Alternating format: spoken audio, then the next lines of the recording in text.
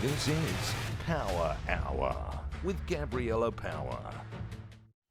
Hello and welcome to Power Hour. I'm Gabriella Power. Thank you for your company. Well, the Democrats and the mainstream media are triggered today as President Trump gets the credit he deserves for pursuing peace. I really want to thank you, President of the United States, dear Donald, for the fact that you, as I said before, broke the deadlock with President Putin by starting that dialogue. And I think it was in February that you had the first phone call. And from there, we are now where we are today. And that is, I think, if we play this well, we could end this. And we have to end this. We have to stop the killing. We have to stop the destruction of Ukraine's infrastructure. It is a terrible war. So I'm really excited. And let's make the best out of today and make sure that from today onwards, we get this thing to an end as soon as possible. Former UK Prime Minister Boris Johnson has this piece in the Daily Mail. Trump's broken the logjam by having the balls to offer Ukraine something priceless, and peace is now a step closer. He writes, "It would be fair to say that the mood among my Ukrainian friends yesterday morning was positively bubbling, the most optimistic I have heard them for ages. The series of Trump-Zelensky Europe meetings in Washington were not just good, they said, they were the best so far." It goes on, they think they're on the verge of gaining something priceless. We are talking about security guarantees. Now, the president has confirmed that does not mean boots on the ground in Ukraine. Here's Caroline Levitt speaking about that too.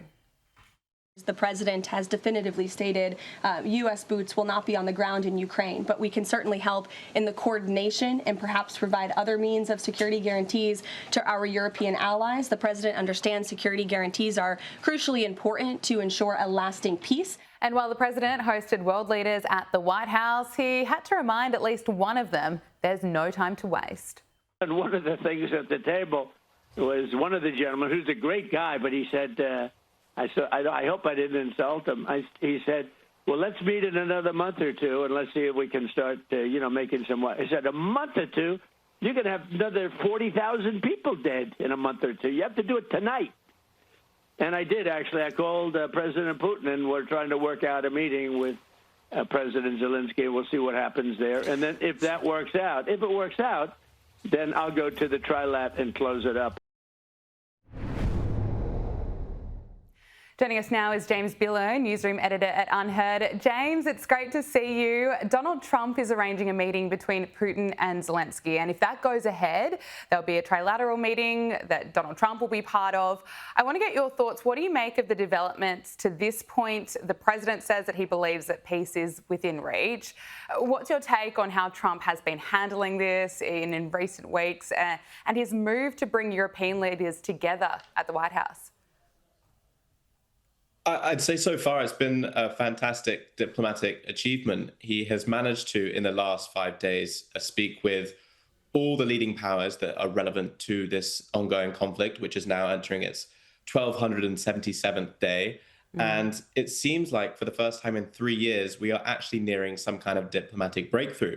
He had 8 EU leaders, or European leaders, if you include Keir Starmer, around his situation desk, his Resolute desk. And it was important because he actually offered them some security guarantees, which is something they've been pining for quite a long time. And by the same token, he's speaking with Putin. There's the froideur between the two is over.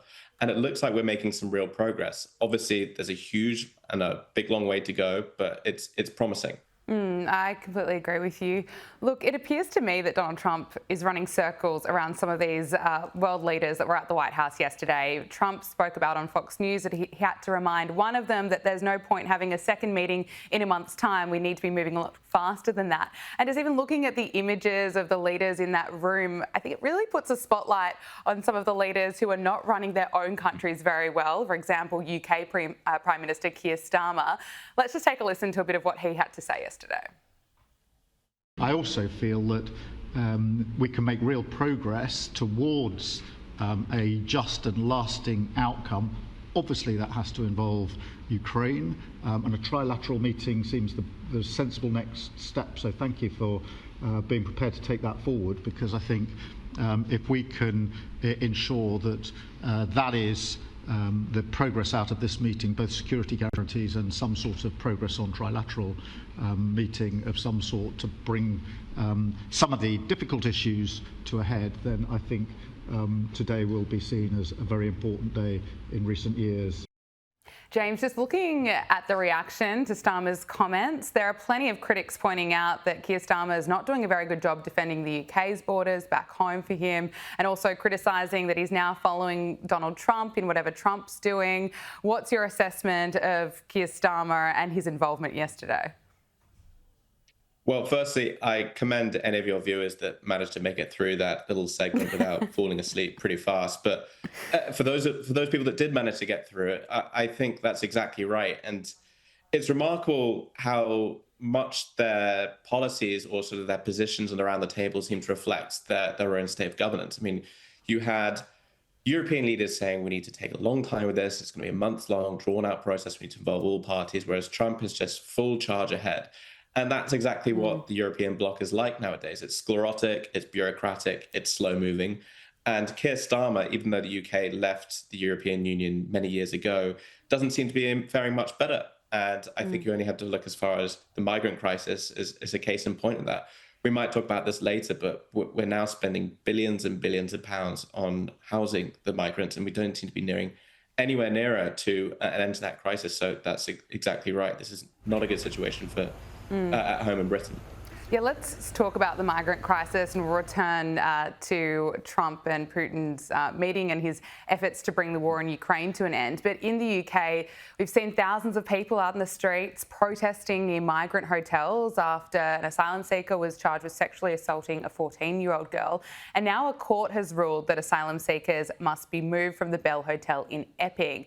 We've heard from Reform UK leader Nigel Farage. He says that this is an absolute victory for parents and concerned residents of Epping. And now it's going to be interesting. Migrant hotels across the UK are at risk of closure after this court ruling threw the government's asylum plans into turmoil. It is a victory, but it's a drop in the ocean compared to what needs to be done to solve this crisis. As things stand, there are 32,000 asylum seekers being housed in hotels to the tune of something like £15 billion, which is, I don't know how many that is in Australian dollars, but it's a lot. Yeah. And the facts are we don't seem to be nearing an end to this. Now, well done to the courts for interjecting and actually ruling in favour of public opinion here, because there has never been a greater chasm between public opinion and the political establishment on an issue like this. And it's just staggering that Starmer has been so slow to move in this direction. Now, there have been positive signs. Rachel Reeves has said she's hoping to wind down the hotels by 2029, saving £1 billion a year. But look, it just goes back to what we're talking about with Trump. He wants to do things fast. He wants to do things now. We don't seem to be getting that with the UK. And that's a persistent problem that we've had with a lot of our issues over there. Let's go back to Donald Trump. He obviously hosted Vladimir Putin in Alaska last week as he tries to bring an end to the war with Ukraine. And plenty of people were angry about it, particularly Democrats, mainstream media, and there were also protesters who took to the streets to share this message about the meeting. We need to stand with Ukraine! Trump thinks he can negotiate anything. He can't negotiate himself out of a paper bag. They are our allies. Russia is our enemy. Let's not get it twisted. This is just grandstanding for Donald Trump. He likes to look good and think he's doing something, but he's not doing anything. And meeting with Putin is, I mean, actually, I don't know who's worse in terms of making a deal and not actually adhering to it. So there's two guys in a room, neither of whom can be trusted or can trust each other. James, it's pretty funny watching those reactions. I wonder if any of those protesters want to figure out a way to end the war.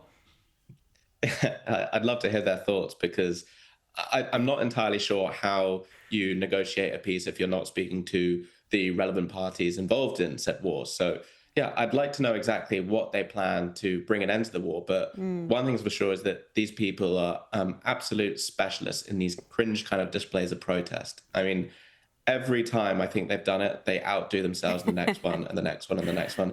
And it's all well and good to protest, and everyone has the right to do that. But you could at least direct it at the right person.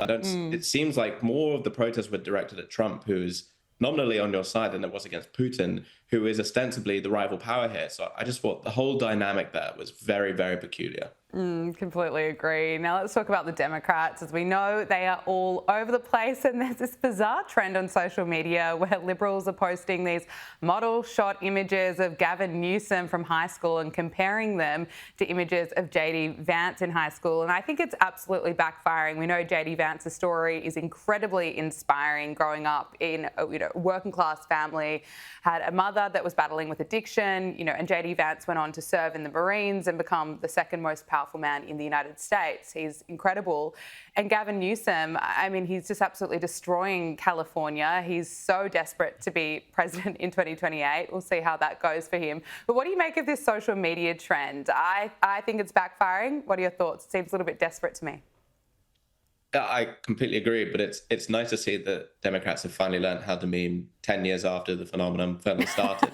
But the truth is that you're completely right. It's just drawing attention to these two men's stories, one of whom is much more impressive than the other. Now, Gavin Newsome isn't even particularly popular with his own party. As you mentioned, what's going on in California really is quite disastrous. Energy prices are skyrocketing, out-migrations at all-time highs, homelessness is still a major problem. So Democrats do need a new leader, but they absolutely should not be looking in Gavin Newsome's direction. That is the last thing the party wants.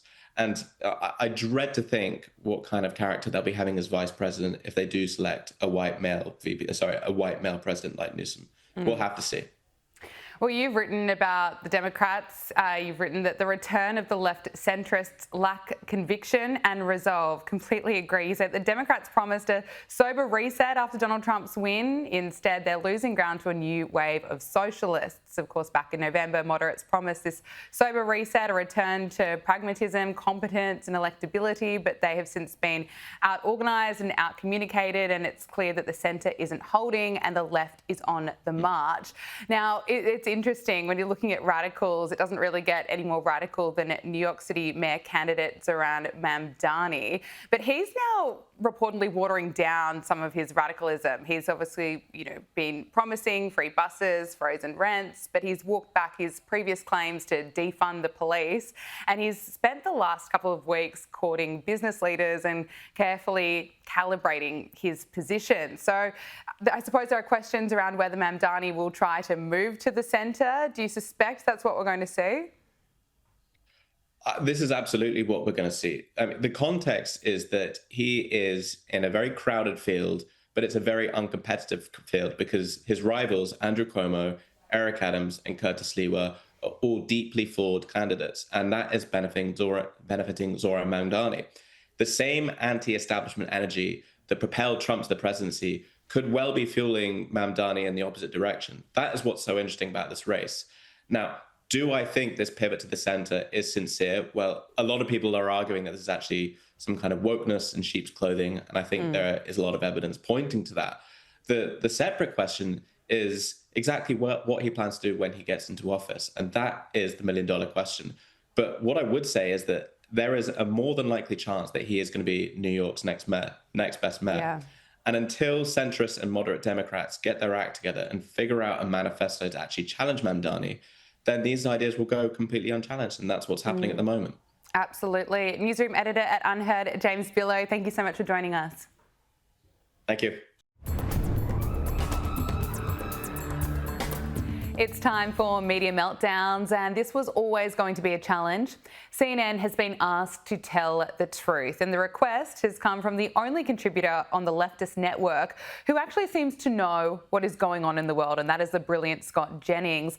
The rest of them appear to be living in an alternative universe and have no recollection of the many conflicts that Donald Trump has ended in the past 6 months. But the man has solved 6 or 7 conflicts this year. I think we ought to give him some latitude to operate. Which 6 or 7? I'm sorry, are you not watching the Which news? 6 or 7? Well, we just did Azerbaijan, we did Rwanda, we did Israel, Iran. Israel, Iran, what piece deal did I miss? End of the 12-day war. I mean, so you 6 or 7. I mean, are you that's living on Earth too? I mean, no, but Rwanda, Azerbaijan, Rwanda, what? What are we talking about? I mean, he doesn't know. No, I mean, the fact is we still have a country that's We still have a world that's on fire. Oh, wow. And this is the problem with Casey, What are you asking me for, Scott? I'm asking you to come in here and tell people the truth. The Donald truth. Trump has created a track record this year of helping settle several conflicts. So several is different than 6 or 7. So I was letting the party. First of all, I will say this. We did see. I will say this. You're not sure how they missed the Israel and Iran conflict and the end of that, because it ended with President Trump taking out Iran's nuclear facility, something that US leaders have been talking about for decades. The experts on CNN seem to be living in a completely different reality, that even the idea of crediting Donald Trump for ending global conflicts is just too much for them. And it might be because they have much more important things to cover, such as pushing COVID booster shots like it's 2021. Quick question, Meg, before we let you go. When should adults start getting the COVID vaccine booster shots, and when should we start getting the flu shots? Well, we are waiting on the COVID vaccines for sort of the regulatory go-ahead, and there is still some question about who exactly is going to be eligible and able to get a vaccine. But typically, as we head into the fall and COVID levels are rising nationally, there should be an updated COVID vaccine, especially for people over the age of 65. For flu, we'll also get an updated vaccine, and the recommendation is anytime before Halloween, typically closer into September and October, Wolf. Good advice, Meg Terrell. Thank you very much. How anyone is still watching this channel, that is just beyond me. But let's look at how the mainstream media has been covering the developments and significant progress that Donald Trump has been making in pursuing peace with Russia and Ukraine. Almost everywhere you look, the media has been in meltdown mode. Here's part of MSNBC's coverage of Trump's meeting with Putin. I believe that the humiliation for the United States, the loss of credibility and reputation yesterday in Alaska was much worse than the botched withdrawal from Afghanistan. Yeah, much worse than Joe Biden's botched Afghanistan withdrawal, where 13 American service members lost their lives. It's just ridiculous. Now, White House Press Secretary Karoline Leavitt has ripped into the left-wing media for not even trying to hide their efforts to undermine the president as he pursues peace. All weekend following those historic U.S.-Russia bilateral talks, we listened to clueless pundits on television trying but failing to claim that the president had failed. The so-called experts in the foreign policy establishment, whose record is nothing but endless wars, trillions of wasted taxpayer dollars, and dead Americans, have the nerve to try and lecture President Trump, who has solved 7 global conflicts in 7 months, about peace. This is the same president, by the way, who brokered the Abraham Accords in his first term, on top of more than half a dozen other peace deals this year alone, as I just said. Joining us now is Alex Stein, host of Blaze TV's Prime Stein with Alex Stein. Alex, great to see you as always. Karoline Leavitt, she just destroyed the media there, and I tell you what, they deserved a spray. What's your reaction to all of this? Well, I always like it when Karoline Leavitt, just tells it like it is. And of course, the left-wing media has to paint a picture that Donald Trump isn't succeeding because, that's how they pay their bills. They had to create a narrative that he's not being successful. But, if we are calling balls and strikes, Donald Trump has made a lot of great victories. I think, everybody thought we were going to go into World War III with Iran, and that ended up not being World War III. So we all love what Donald Trump did there. But, at the same time, we don't want a war in Ukraine. Really, the Israel-Palestine, we want that conflict to end. So it's a very complicated process, and we just need to give Donald Trump time. But CNN will not do that. They don't have the ability to give the president time to actually get his agenda done. They want it done right now. And that's why they're so disingenuous, because they know that Joe Biden couldn't do it, and they don't want Donald Trump to make Joe Biden look bad. Yeah, well, let's talk about MSNBC, because the leftist network owned by NBC Universal is rebranding to MS Now, an acronym that stands for My Source for News, Opinion and the World. MSNBC is getting mocked for this online. You can't really take MSNBC seriously. What do you make of the rebrand? Is it going to help them at all? Is it an attempt to try and boost their ratings?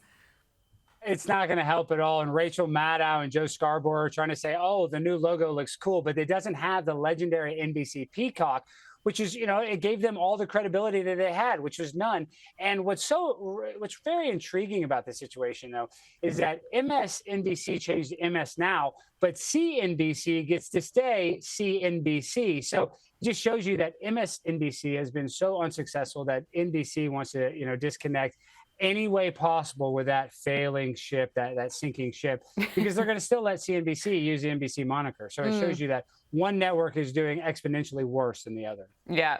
Well spotted. Look, Alex, bring us up to speed on what's happening in Texas. We know Texas Democrats who left the state over redistricting have returned to Austin, ending a 2-week standoff. So what happens from here?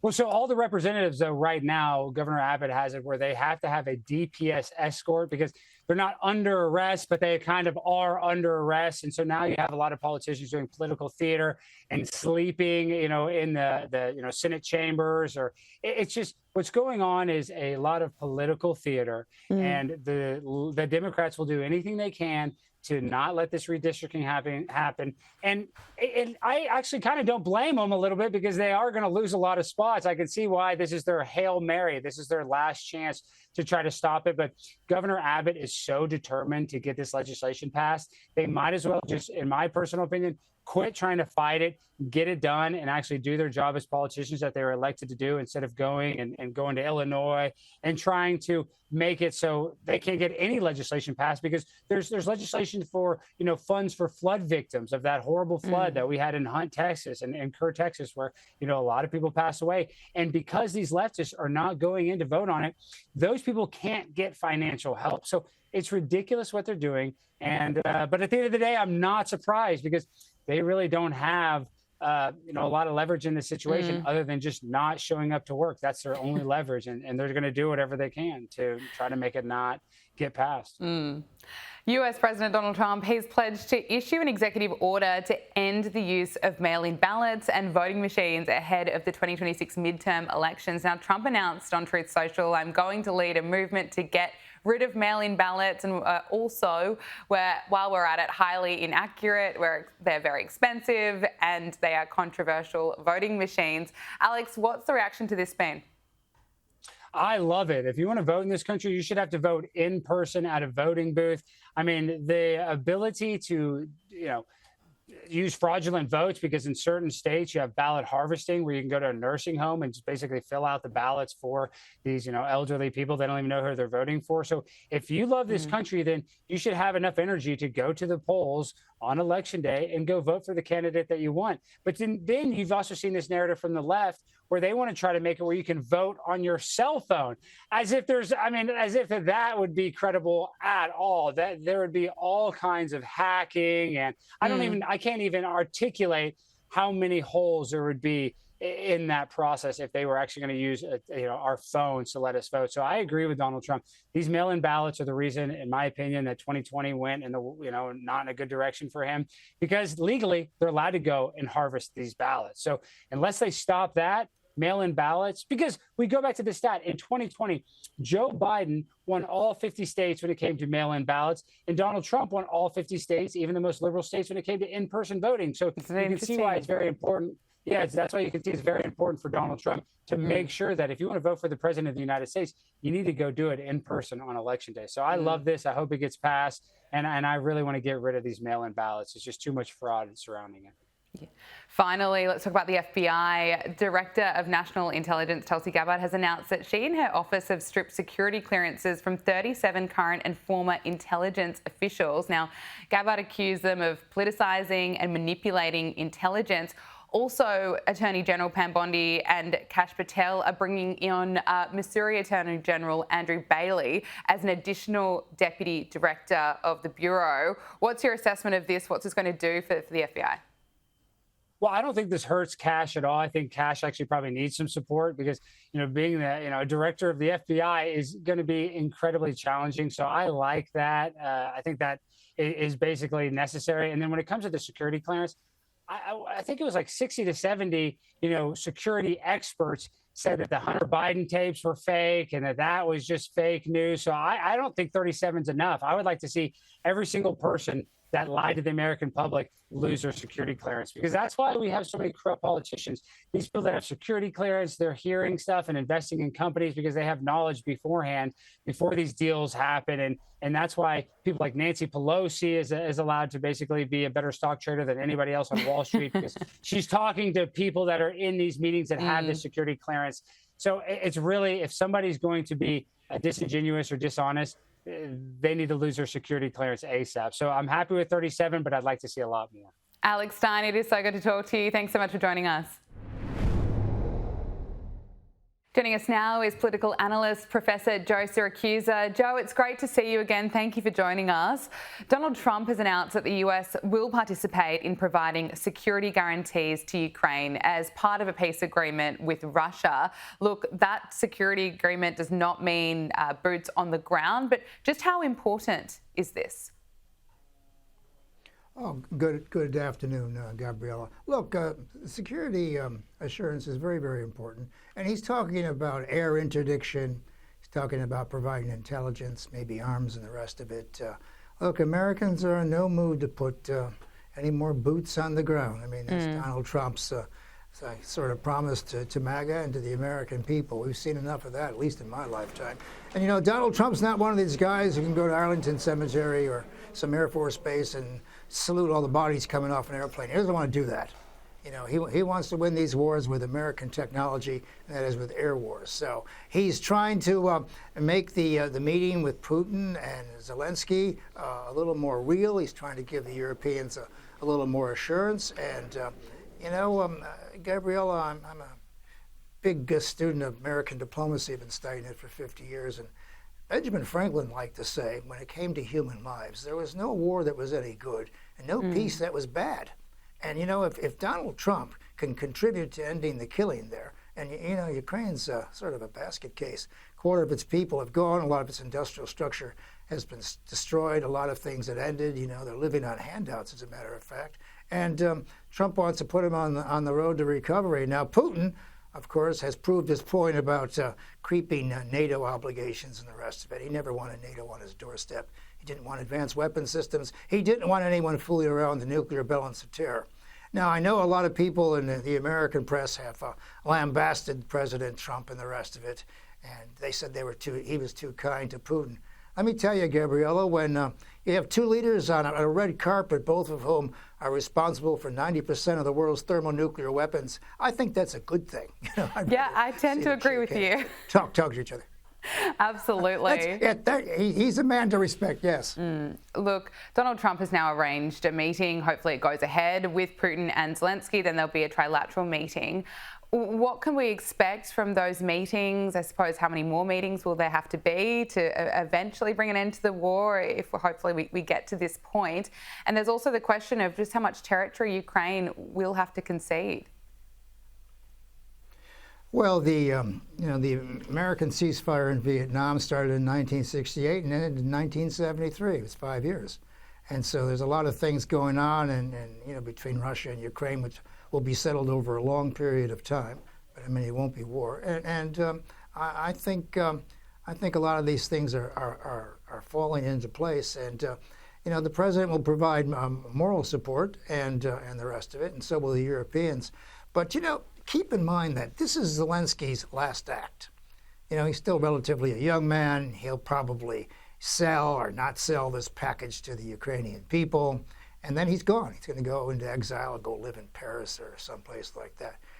Putin's going to be around a long time. He's already, you know, Putin's been around 20 years. He's outlived, he's survived everybody, you know, who he's ever dealt with. So he's playing the long game here. And so Zelensky's just looking for some honorable exit here. No, don't get me wrong. The Ukrainian people, they have fought well, whatever the cause of the war. They have fought heroically, and they've acquitted themselves well.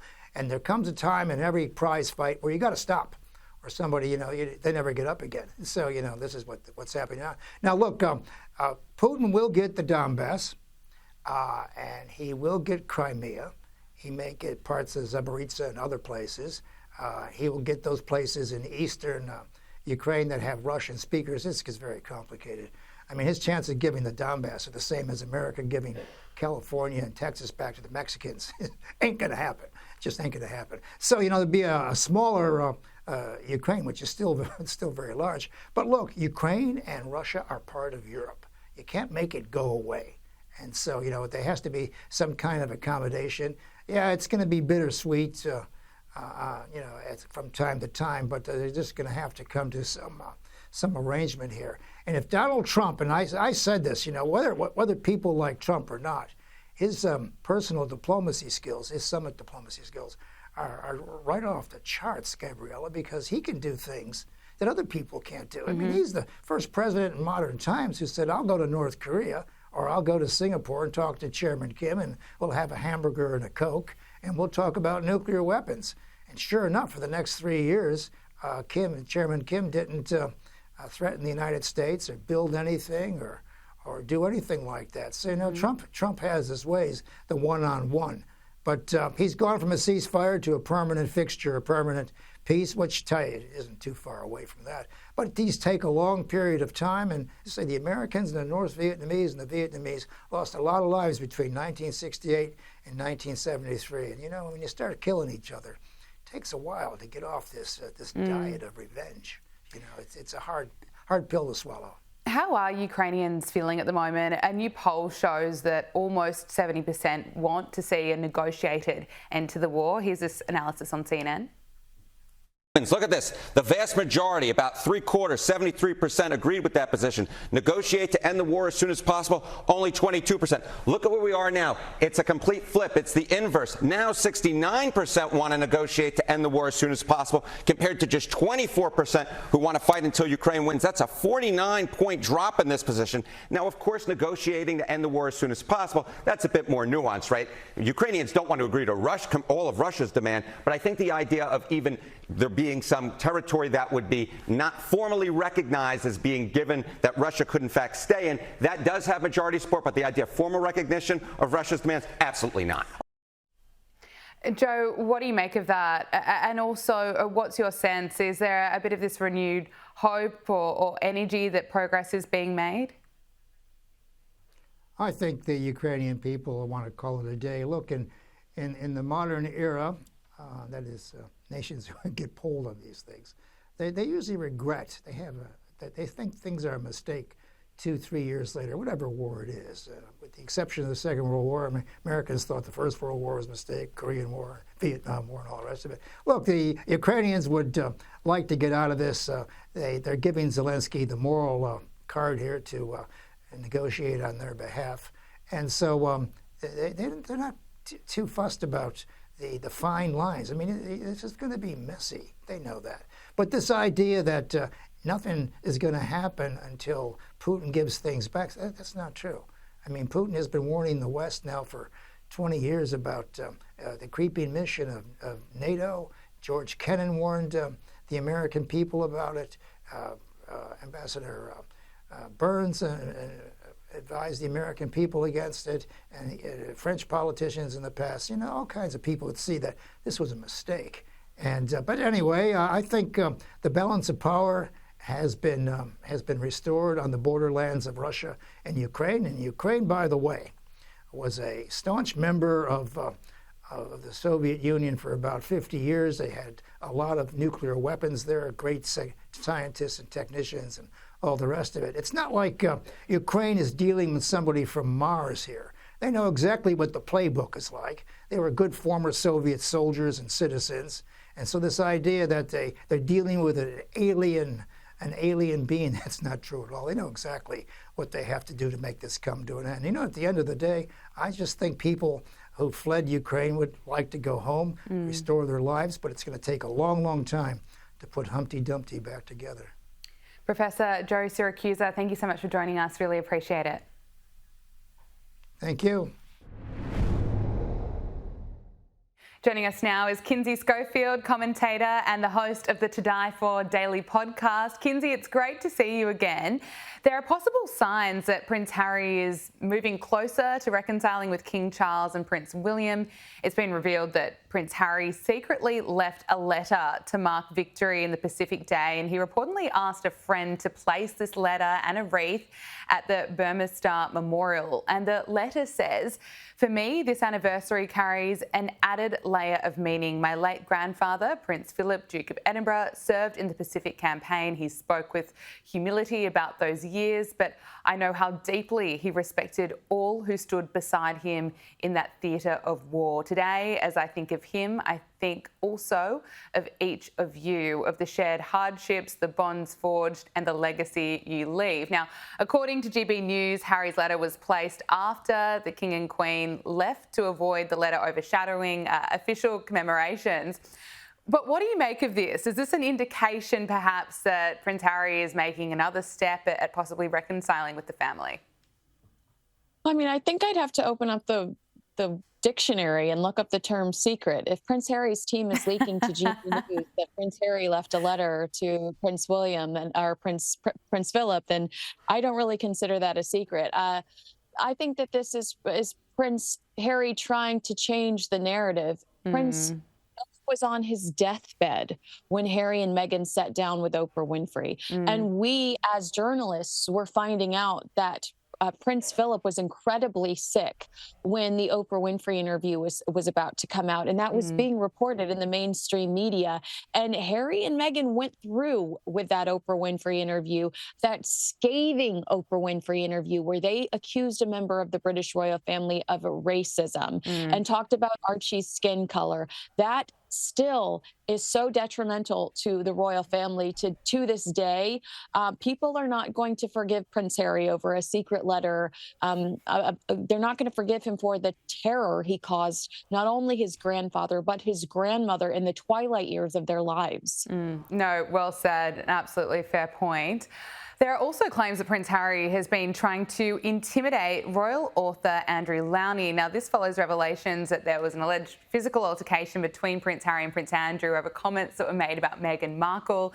These comments have been detailed in Andrew Lowney's book entitled The Rise and Fall of the House of York. Now, the Sussex camp issued a statement saying the altercation never happened, but Andrew Lowney is also receiving legal threats. Now, this is through his publisher, HarperCollins, and Andrew Lowney told Sky News that Harry is trying to intimidate me, to put me on the defensive and shape the narrative, but it will not work. I mean, it doesn't really surprise me, given what we know about Prince Harry. What are your thoughts on this?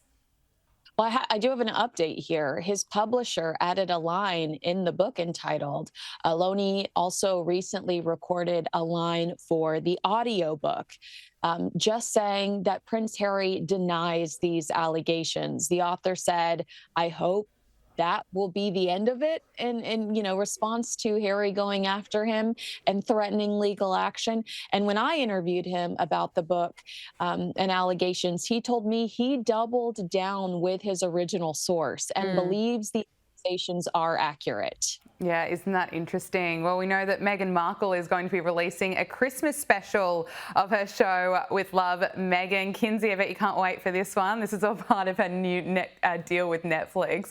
Now, this is interesting because it's expected to clash with Princess Catherine's annual Together at Christmas carol service, which will be held at Westminster Abbey in December. Some royal experts have labelled this pretty vicious of Meghan. What's your take?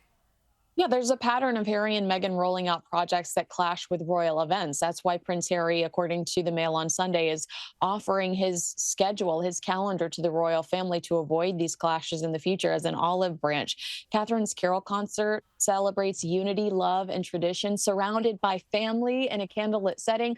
Meghan's Christmas special, on the other hand, feels more like a branding play timed with lifestyle product launches. Side by side, Catherine's comes across as heartfelt, Meghan's as transactional. I mean, Meghan refuses to speak to the majority of her family, who's going to be rocking around her Christmas tree, her makeup artist and Pilates instructor. Give me a...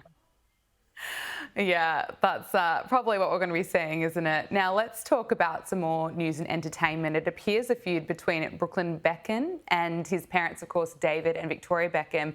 That's not getting resolved anytime soon. There are reports that Brooklyn paid tribute to his wife's family, yet notably left out his own while giving a speech at his vow renewal with his wife, Nicola. Bring us up to speed. What's the latest with the Beckhams? Yeah, so the Beckhams weren't invited to this vow renewal, and it's being seen as a setback for the Beckham family because he reportedly expressed deep admiration for his in-laws, praising the Peltz family for their loyalty in front of 200 guests, and you can't even invite your mom or dad. He spoke emotionally about Nicola and acknowledged that her family has supported him in ways that his own relatives have not. And a source told The Mirror his words came straight from the heart, all at the core of that is Nicola, whom he adores, but also the Peltz family, who he feels have truly stood by him. So that's got to be a dig to his family. I'm sure that's very hurtful. Absolutely.